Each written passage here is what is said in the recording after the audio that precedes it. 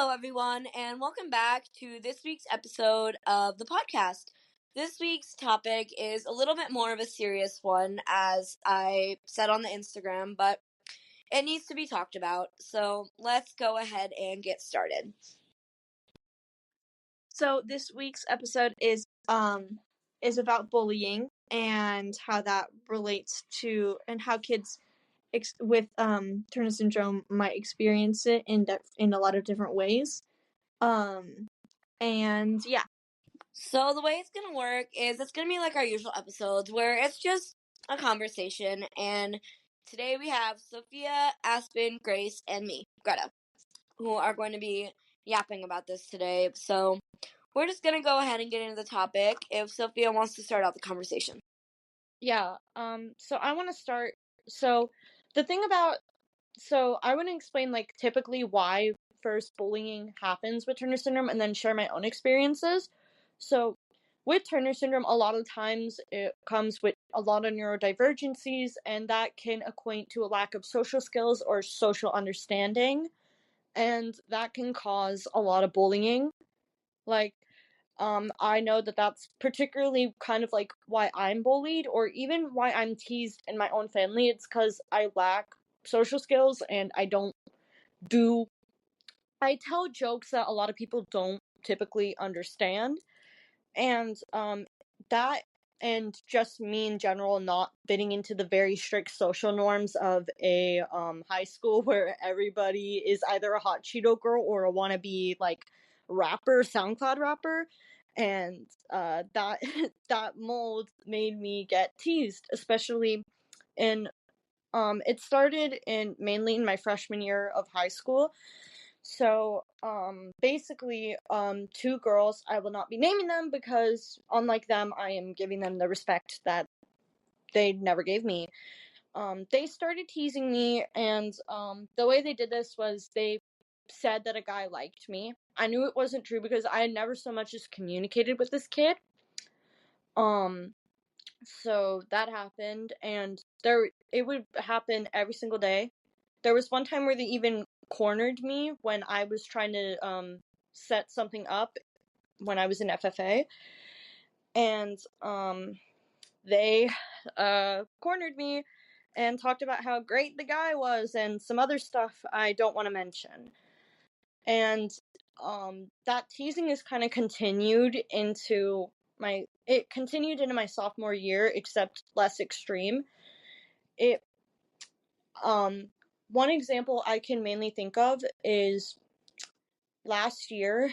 I was listening to music and I bobbed my head listening to the music, and a couple guys in my class started like aggressively mimicking me by like bobbing their heads to the point where even like a table was knocked down.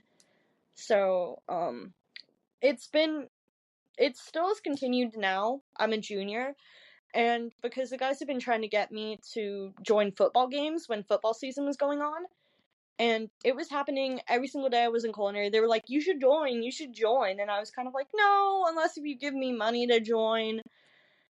It was never sincere, and I think part of my bullying experiences were like, I can't even tell when someone's being sincere anymore or someone genuinely is trying to be nice. So that's me. That's my, at least, experiences with it. I'll probably still continue to be bullied, but at this point, you know what? It's not my fault that I decided to be different than the cookie cutter people, I guess. I don't know. And I think it's also frustration. Like, I never did anything wrong to people. Like, I never hurt anyone. Like, yeah, I might have said a few weird things. Yeah, but I don't think that deserves bullying. I would like to talk about the the aspect of bullying that can have to do with someone's physical appearance, because with Turner syndrome, a lot of the side effects can have to do with someone's physical appearance, like being extra short, and just a lot of different kinds of things that have to do with your physical appearance. And because I know I was never like really like harshly bullied, but I was teased quite a bit in elementary school for being shorter than normal and being just I just looked like a little bit different than everybody, and I never really let it get to me because I had good friends who would back me up. But that can really affect someone, and that can be another reason that people are bullied is because of their physical appearance, because some of the side I'm like jumping around, sorry. Some of the side effects are like obviously being short, having a webbed neck, extra like broad or extra I don't know how to say not broad shoulders, like weight problems that have to do with medical issues, and that kind of stuff. So that can all lead to someone getting bullied quite a bit, which can affect them. And yeah, that's really all I wanted to say. A very common weight issue people with Turner syndrome has is hypo or hyperthyroidism, which I have hypo, and basically it makes you gain a lot of weight, and literally it's impossible to like stay in a healthy weight range. So that's a really, really common one. And hyperthyroidism is where you lose too much weight or you can't gain weight. And they both have numerous mental and physical side effects, and they're not fun. Yeah, and specifically with that problem, people don't, obviously you never know someone, if you're just like bullying a random person that you don't even know, you don't know like what the reason for whatever you're bullying them could be. So like bullying someone for being overweight, you think you would bully them for like eating too much, when in reality they really eat a normal and healthy amount. It's just literally impossible for them to have control over that, and it can be really frustrating. For me, I say I'm lucky because I haven't never really been bullied, but I have been teased like a couple times. Like I remember a couple times in like elementary school, I would be asked why I was like the size of like a kindergartner, and there would be some questions about like the moles, because with Turner syndrome girls, they can have more moles than like the typical people without Turner syndrome.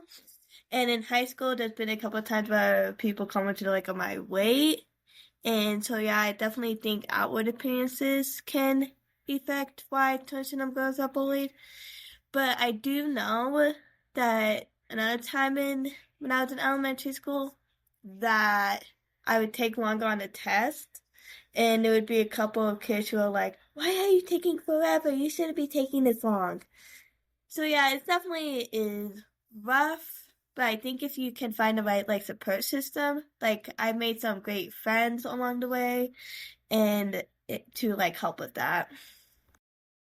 Yeah, I do agree that like physical appearance can definitely have something to do with it.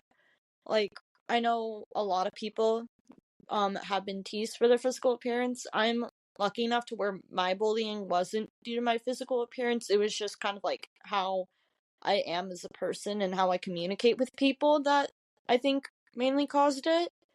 But I don't it's also like bullying in any form just really isn't okay. It can cause a lot of mental damage. Oh, for sure. And another way a lot of bullying happens is through sexuality.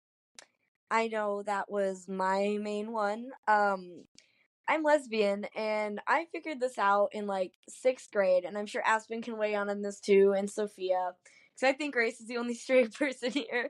But so our whole friend group is queer basically, and a massive way bullying happens is through sexuality.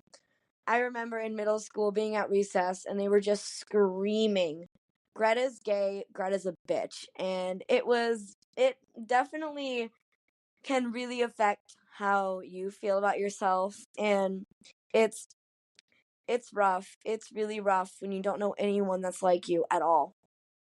Yeah, I agree. Now, first of all, we love you, Grace. But I'm bi, and I've never gotten kind of teased for being bi. It's just kind of like a thing that I don't know. But I've have experienced a couple of my friends in school. One of my friends is transgender, and he was ruthlessly teased by a couple of mean girls I was sitting next to. Like, this one girl like just refused to call this kid, like my friend, by his preferred pronouns and stuff. And I think there was even a point where she made a rumor about one of our teachers and that he was trans, which was completely like, I mean, that teacher isn't the best teacher, but it's still going way, way too far and way out of bounds. And I also know that another one of my friends was also getting teased on the borderline of her sexuality, and it's just not okay. It really isn't, and I'm sorry that you guys had to go through that. Yeah, I mean, for me, I was lucky somehow, around the people I was, especially in 6th grade. I was somehow and very, fortunately not ever bullied for not being straight. I'm also lesbian, so I've never been, like, genuinely bullied for that. I was teased a few times in middle school by these annoying kids, but I just never like gave any reaction, so they stopped wanting to because they knew that it wouldn't do anything. So yeah. But I have seen firsthand how bullying can affect people who are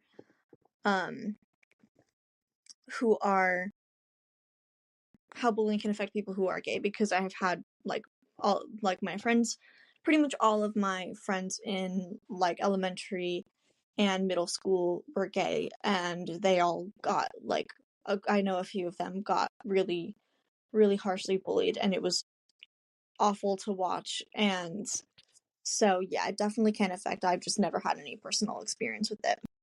Yeah, it's really difficult. That, and the ridiculous thing is they do it in like the most stupidest ways, and like now I find the ways they did it kind of funny. Like, they literally chanted that while in a conga line. I do not understand why they chose a conga line. It's really weird. If you guys don't mind me asking, but I think we really only talked about the ways people can be bullied like in person, but have any of you guys ever experienced bullying like online? Because I know I definitely with online have experienced some drama. Oh yeah. I think that's a good point. I mean, part of it, I guess, was kind of on me. I mean, I don't want to say that, but so I was very into politics when I was during the 2020 election, and that ruffled some feathers on my TikTok, and I got told to end myself, essentially. So that was online. It kind of affected me for like a couple of hours, but I know it can be a lot more worse and a lot more prevalent for some people. Like, it can never really end. Because yeah, I feel like so many people are more vocal like online. Like I remember having issues with like a friend back in like middle school, and I posted something online about me with like a band competition, and they were like, "Why do you make everything about yourself?" Like in like the little comments. Like it's insane how confident people are online. I'm really sorry you had to go through that, Grace. And I don't get it, because like, it's your page. Kind of like the whole point is to like talk about the stuff that you're doing or the stuff that you're interested in. Right? After leaving my old school, still 2 years after leaving it, I still get bombarded with Snapchat friend requests from these people's accounts that they like make just so I'll probably accept them. I get like 50 like once a month, and it's ridiculous. It always comes in like a big like thing at like the end of every month, and it's really annoying. Yeah, I think you told me about that, and I think I'm the only one who can relate to kind of this type of bullying because everyone here is white. I'm half Hispanic and I don't know a lot of Spanish. Well, I do know some, but like barely enough to get by in a conversation. I can read a lot more than I can talk, and I've gotten teased for that because I'm basically an Osabo kid to some extent, and um I know I've gotten teased for that. Like recently in my culinary, I know that there's this girl who speaks Spanish, and I tried speaking to her, and she was like, and she looks to her friend, and it's like, is she an Osabo kid or like something like that? And I'm just like, I'm just trying to talk, man. Like, leave me alone. And there have been other things like said. Like I've heard someone say that like mixed kids. So a large percent of my school is either white or Hispanic. We do have a couple of black people, but it's mainly you're either white or Hispanic. And I think someone was talking about that. And I heard someone say, well, what about mixed kids? And someone was like, mixed kids don't count. And I'm like, Jesus Christ, what did we ever do to you? And again, I'm sorry you experienced that. That is not okay for people to be saying or doing. No, it's not. It really is not. But also, a lot of what I've dealt with is definitely like comments on my weight because of that autoimmune disease I have, and it really messes with your perception of self. I'm finally just starting to like process all this stuff from middle school. There's a lot more that I don't feel comfortable talking about, but it really changes your perception of self, and it really can beat down a person if they don't have the right support system, which I didn't have at the time. Okay, queens, let's like do like a finishing thing and then wrap it up because it's already been like 20 minutes. Okay, I just want to say, you are not alone in being bullied, and if you are currently being bullied, you're not alone, and at some point, it's not permanent, it's not gonna last forever, even though it feels that way. At some point, if you're in school, you'll graduate, you'll never see a lot of those people again, and it'll get better. And I know that seems so cliche and just repeated and what you hear a million times when you talk to anyone about it, but seriously, it does get at least a little bit better. It never leaves you, but you learn how to cope with it, and it's difficult, but you will be okay. And I know it's like something you hear all the time, but it does seriously get better. And if you need any resources, the crisis text line in the US is 988 to call and to text if you need any resources. And the Trevor Project is available all around the globe, and you can look up the number for that because I don't have that in my brain. But if you need any resources, go there. And there are tons of ways to find help. You're not alone. I know it's scary, but you're not alone. You really are, and just know there are people who do care about you and love you very much and do not want to see you hurting. And another crisis text line is 741-741. I've used it before, and they connect you to you just tell them what's happening and they connect you to someone who can help you. So you can use either one of those numbers, and If you're I just wanted queer, to. if you are queer and are struggling with those kind of related issues, the Trevor Project is phenomenal. They are seriously helpful, and they're all so kind, and they get you quicker to people than like the 988 one, which is a national text line, which a lot of people go to. But if you seriously need help, like instantly, go to Trevor Text because they will get you there quicker if you feel like you are struggling. And if a friend is struggling, the best thing you can do is listen and be there, no matter what they're feeling or people are doing. I think that's all. You guys all have a good holiday, since the holidays are coming up here soon. Yup. Hey guys, I hope this made some people feel less alone, but if you need anything, our email is our podcast name, and we are here for support and to give you resources. Bye. Bye. Have a good rest of your day.